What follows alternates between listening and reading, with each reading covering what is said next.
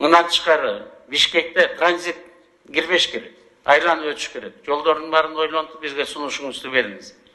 2 жуманын ичинде. Кайсы жер болгондо, кандай болгондо транзит чыгат. Бишкектин ушул эки зоналары менен кайсы жерде смог жана 500-кө чыгып кетип атат. Ошо жерде катализатор менен гана машиналар жүрсүн кышында. 1,5 миллион машинени сатып алыптырбыз биз кыргыз эл. Ошонун 1 миллион 200 миң машинеси 15 жылдан аркысы. Бүт эски машинелер чогултуп, алардын катализаторундагы кезип, $300 $500 чейин сатып ийип, азыр мына баары тең Бишкекте жүрөт.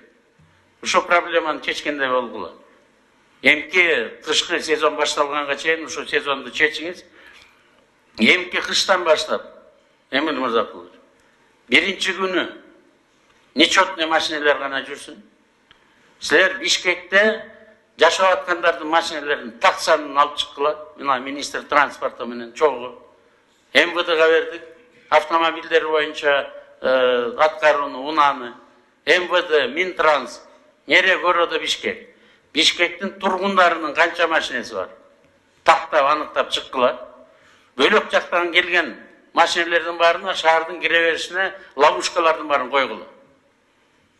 Мына 1,5 миң автобус алсак, элдин баары шаарга кире беришинде машинелерин стоянкага таштап коюп, автобус менен Бишкектин ичине кириш керек.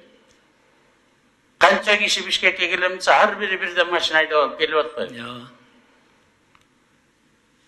Ушул мероприятиялардын баарын комплекс кылып, эртең өкмөттүн заседаниясына алып келгиле. Шарттардын баарын карап туруп. Биз иш боюнча проблеманы чечкенге мүмкүнчүлүк барбы? Чечели да. Колубуздан келгени.